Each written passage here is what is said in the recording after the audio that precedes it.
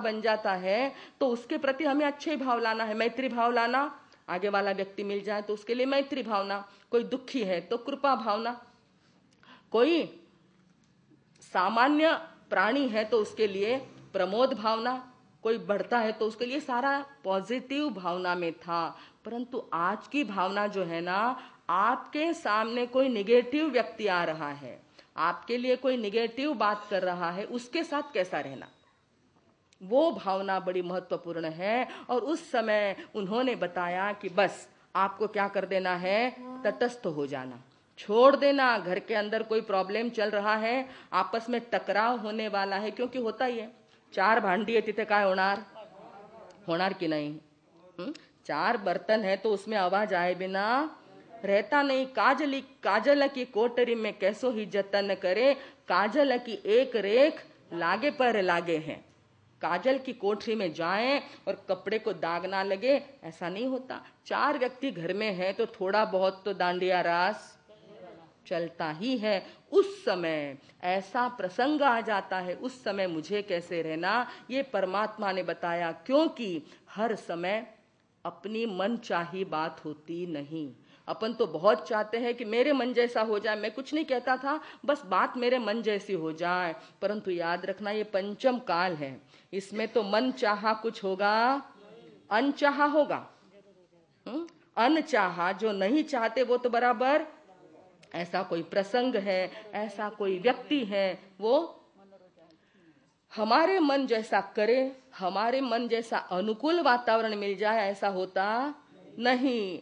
मन रो चायो कुछ नहीं होवे, मन रो आटने क्यों नहीं आएंगी?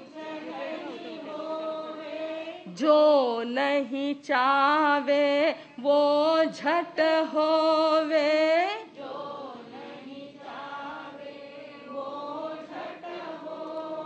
आ जग की मोटी खोड़ दुनिया दुखकारी, आ जग की मोटी खोड़ दुनिया तू छोड़ सके तो छोड़ दुनिया दुखकारी, तू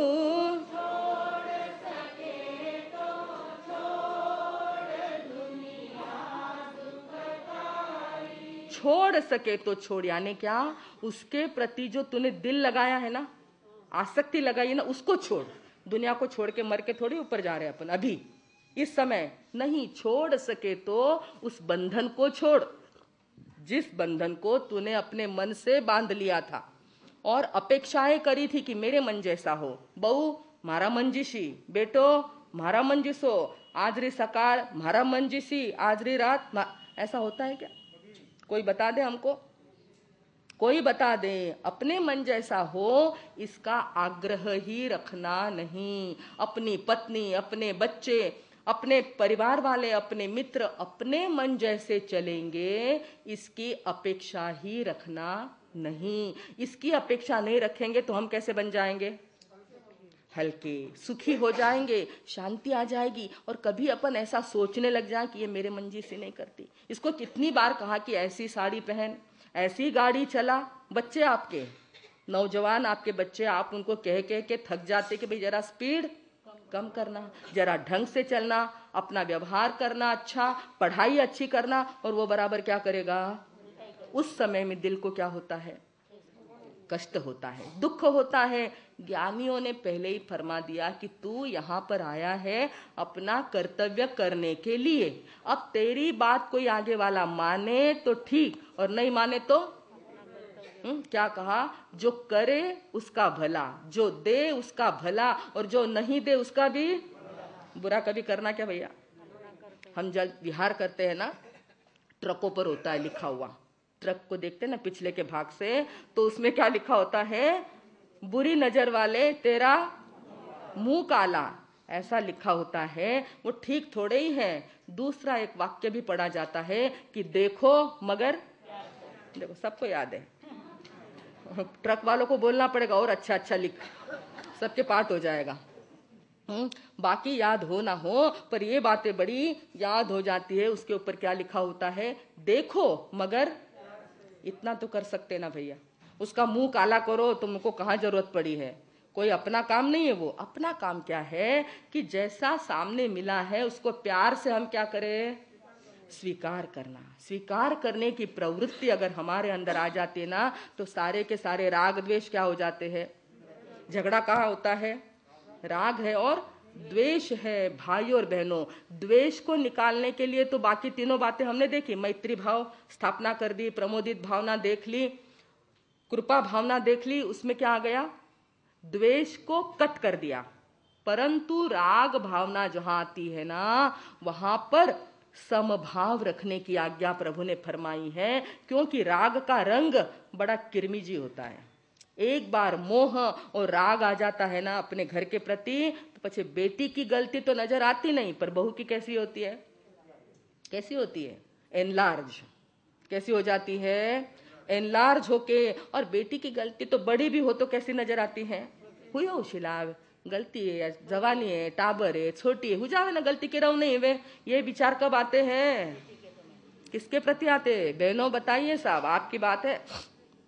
और जब बहू की बात आती है, इतनी सी बात समझ में नहीं आती कि फलका कैसे सेकना। घर में कुछ सीखा कि नहीं सीखा, क्या सिखाया तुम्हारे माँ बाप ने। अरे बाप रे, इतनी सी बात को किसकी याद आ जाती है उधर से, माँ और बाप को निकाल देते हैं। तो ये क्या हो गया साहब, बेटी के प्रति राग, अत्यंत मोह आसक्ति का भाव आ जाता है। और इधर क्या हो जाता है, द्वेष का भाव।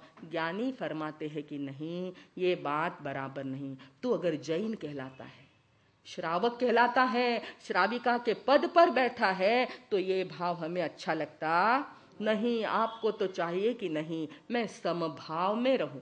आज की भावना हमें संदेश देती है कि हमारे मन को हमें कैसा रखना है, बेटी हो या बहू हो, दोनों के प्रति हमें कैसा भाव रखना।